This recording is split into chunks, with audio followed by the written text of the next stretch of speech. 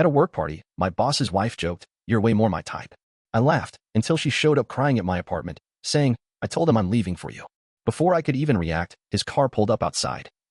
And he wasn't alone. I'm a 34-year-old guy working at a tech company in Chicago.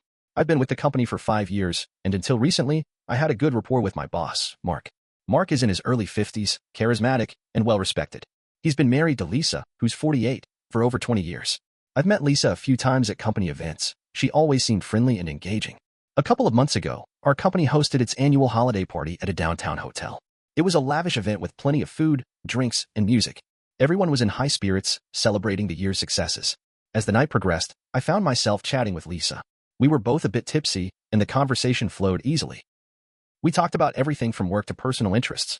At one point, she laughed and said, "You know, if I were single, you'd be in trouble. You're way more my type." I chuckled, thinking it was just harmless banter. "Well, I'll take that as a compliment," I replied, raising my glass. The party eventually wound down, and we all went our separate ways. I didn't think much of the exchange with Lisa afterward. That is, until a week later. It was a Friday evening, and I was relaxing at home when I heard a knock at my apartment door. I wasn't expecting anyone, so I was a bit surprised. When I opened the door, there stood Lisa, eyes red and puffy from crying. "Lisa? What's going on?" I asked, genuinely concerned. She stepped inside without waiting for an invitation. "I told him," she said, voice trembling. "I told Mark I'm leaving him. For you?" I was stunned. "Wait, what?" "Lisa, we barely know each other. What are you talking about?" Before she could answer, I noticed headlights through my window. Mark's car pulled up outside, and he wasn't alone. 2 other men, whom I recognized as senior executives from our company, stepped out with him. Panic set in. "Lisa, you need to leave. Now." But it was too late. A loud knock echoed through my apartment. "Open up. I know you're in there." Mark's voice boomed. Lisa looked at me, fear in her eyes. "Please, help me." I was torn.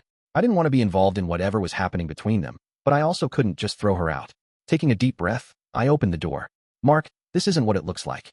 He pushed past me, his face contorted with rage. "Isn't what it looks like?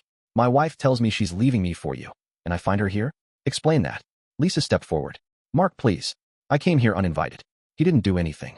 One of the executives, a tall man named Richard, spoke up. "Maybe we should all take a step back and discuss this calmly." Mark wasn't having it. "Calm. My wife is cheating on me with my employee, and you want me to be calm." I felt a surge of frustration. "Mark, I swear, nothing happened between Lisa and me. She showed up here out of the blue." Lisa nodded. "It's true. I've been unhappy for a long time, and I made a mistake coming here. But nothing happened." The tension in the room was palpable. Finally, Mark exhaled sharply. "Lisa, get in the car. We'll talk about this at home." She hesitated but eventually complied, casting a sorrowful glance my way before leaving. Mark turned to me, his expression unreadable. "We'll discuss this at work." The following Monday was excruciating. Whispers and sideways glances followed me throughout the office. Mark called me into his office and, to my surprise, apologized for his outburst. "I let my emotions get the best of me," he admitted. "Lisa told me the truth. I hope we can move past this." I nodded, relieved but still shaken. "I understand. Let's put it behind us." But things didn't go back to normal. Lisa filed for divorce, and Mark took a leave of absence.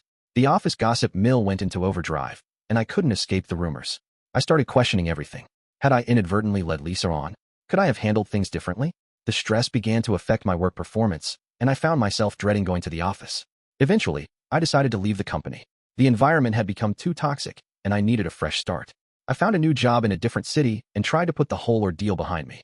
But the experience left scars. I became wary of workplace interactions and kept my personal and professional lives strictly separate. Trust became an issue, and I found it hard to form new relationships. Looking back, I realize how quickly things can spiral out of control. A seemingly innocent conversation led to a series of events that upended multiple lives. To anyone reading this, be mindful of boundaries, both your own and others. And remember, sometimes the choices we make in a moment can have lasting consequences. A few months passed. I had settled into my new job in Milwaukee, just a couple hours north of Chicago. The air was cleaner, the office was quieter, and the people didn't know anything about what happened in my old life. For the first time in months, I started to feel a bit normal. Then, out of nowhere, I got a text. "Unknown number. I miss you." I was wrong to think I could just move on. My stomach dropped. I stared at the screen for a full minute before replying. "Who is this?" The response came almost instantly. "You know who this is." It was Lisa. I didn't reply. I couldn't. I had changed jobs, changed cities, and mentally tried to put a steel door over everything that happened. Yet here she was, prying it open again like it was nothing. I ignored her. Days passed. I told myself it was over. Then one afternoon, as I left the office, I saw a black car parked across the street. At first, I thought nothing of it. But the next day, it was there again. And the next. Same car, same spot. Finally, I walked over. The window rolled down slowly. It was Mark. He looked like he hadn't slept in days. His eyes were bloodshot, and his hair was a mess. He didn't say anything at first, just stared at me. "What are you doing here?" I asked. He sighed. I needed to see for myself. See what? If it was still going on. My blood turned cold. There's nothing going on. There never was. He rubbed his face. She told me she wanted to move to Milwaukee. Said she had a job lined up. Said she wanted a fresh start. That's how I knew. Knew what? That she was chasing you. That night, I couldn't sleep. Mark showing up like that was the last thing I expected. But it didn't end there. 2 days later, Lisa showed up at my office building. She was waiting outside, holding a coffee and a paper bag like this was a casual meetup. "I told you not to come here," I said, trying not to raise my voice. "I just wanted to talk. Lisa, please. You're putting me in a position I never asked for." "You didn't say no either," she said, her voice shaky. "That night, when I came to your apartment, you didn't push me out." I looked away. "Because I was in shock," I said. "Not because I wanted any of this." "Don't lie to yourself," she whispered. Then she leaned in and kissed me. It wasn't passionate. It wasn't romantic. It was desperate. And it lasted barely 2 seconds before I stepped back. "No," I said. "You can't do this." She looked like I'd slapped her. She turned and walked off, tears forming in her eyes. By the time I got home that night, my phone was blowing up. Emails. Texts. My HR department had already received an anonymous tip that I was having inappropriate contact with a married former client. My boss called me into his office the next morning, awkward and unsure. "I'm not judging," he said, "but this doesn't look good. We just want to be sure there's no policy breach." I spent half the day writing a statement, pulling timestamps, proving I hadn't invited Lisa to the office. I had to explain everything without actually explaining the full mess of what had happened in Chicago. But something felt off. How did HR get a tip? Why would someone report me now? Unless someone wanted to make sure I couldn't get too far away from the past. Later that week, I received a package at home. No name, no return address. Inside was a manila folder. Pictures. Me and Lisa, talking outside the office. The kiss. Even Mark sitting in his car across the street. There was a sticky note on one of the photos. "How long before Milwaukee knows who you really are?" I froze. Someone was watching. Not just Mark. Not just Lisa. Someone else. I checked the photo angles. These weren't random. Whoever took them had a camera with a zoom lens. Whoever took them was close. Too close. That's when I started thinking maybe this wasn't just about a jealous husband or a desperate woman anymore. Someone had made this personal. And I had no idea who or why. Want me to keep going? Absolutely. Here's the next section with more twists while staying consistent with everything that's happened so far. I didn't sleep that night. I kept going back to the folder of photos. Someone had taken the time to print them, to label them, to mail them without getting caught. This wasn't random. This was planned. The next morning, I called in sick. I didn't leave the apartment. I checked all the windows. I even walked the perimeter of the building to see if anyone was watching. Nothing. But when I came back upstairs, there was a note stuck to my door. "Nice robe. Green isn't your color." That sent me into full panic mode. I tore through my place, checking for cameras. I took my laptop apart, covered the webcams, shut off my phone. I didn't know who I was dealing with. That night, I got another text. Unknown number. She told me everything. I didn't reply. I couldn't. Instead, I reached out to the only person who might actually tell me the truth. I called Lisa. She picked up on the third ring. "I didn't send anything," she said immediately. Her voice was quiet, but her breathing was quick. "I swear, I wouldn't. I just wanted to talk." "Who did you tell?" I asked. "Anyone? About me? About what happened?" She was silent for a moment. Then she said, "Mark's brother, Ethan. He asked questions. I didn't tell him everything. I didn't know what else to say. I hadn't thought about Ethan in months. I'd only met him twice, both times at company events in Chicago. He was different from Mark. More quiet, more observant. The kind of guy who said very little but always seemed to be watching everything. Why would he care? I asked. Lisa hesitated. Because he thinks you're the reason the family fell apart.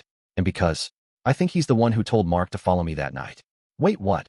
I didn't know at first, she said. But after the divorce started, Ethan began calling me, asking questions. Where I was going, who I was seeing. He told Mark about the apartment. He showed him photos too. Not the same ones you got, different angles. This was worse than I thought. Someone was pulling strings behind the scenes. Watching, waiting. And now I was caught in the middle of something way bigger than an awkward love triangle. The next day, I went back to work. I needed normalcy, or at least the illusion of it. But something was off again. My badge didn't work on the first scan. When I got in, I noticed people whispering. My manager pulled me aside after lunch. There's been a complaint, he said quietly. Someone sent photos of you kissing a married woman outside the office. They said you're a threat to the company's image. My head was spinning. Who sent it? He shook his head. It was anonymous. Came through the main email line with attachments. Look, I'm trying to help you here, but you're going to have to explain yourself soon. I knew exactly who was doing this now. Ethan. I didn't know why he hated me this much. Maybe he felt like I ruined his brother's life. Maybe he was just twisted. But I couldn't let him ruin mine. I went to the police with the photos, the notes, the messages. They took a report, said they'd look into it. But without a direct threat or proof of stalking, there wasn't much they could do. That night, I got a package. This time, it wasn't photos. It was my old employee badge from the Chicago office, burned around the edges, and a single piece of paper. You took his life? Let's see how fast I can take yours. I kept the burned badge and the note, placed them in a Ziploc, and brought them to the police. Again, they were sympathetic but still tied down by protocol. It's threatening, but it's not specific, the officer said. You need to be careful. By now, I was barely sleeping. I installed cameras in my apartment, changed my phone number, even parked in different places every day. But the fear stayed.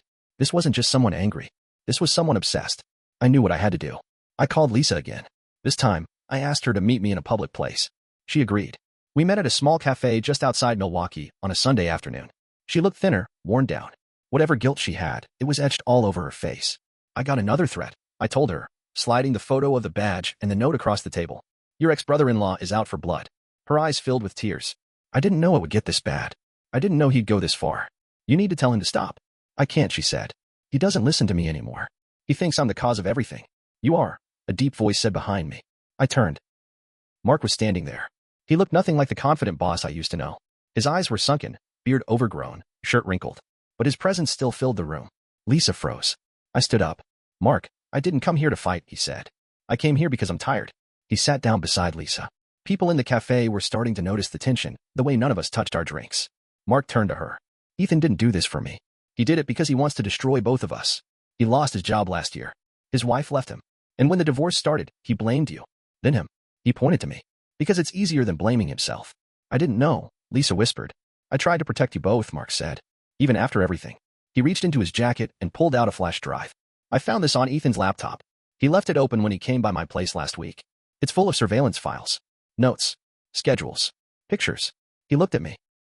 He's been watching you for months. He followed you when you moved. He knows where you go, where you eat, even the name of your neighbor's dog. My chest tightened. This was worse than obsession. This was delusion. I'm going to the police, Mark said. I'm turning it all in.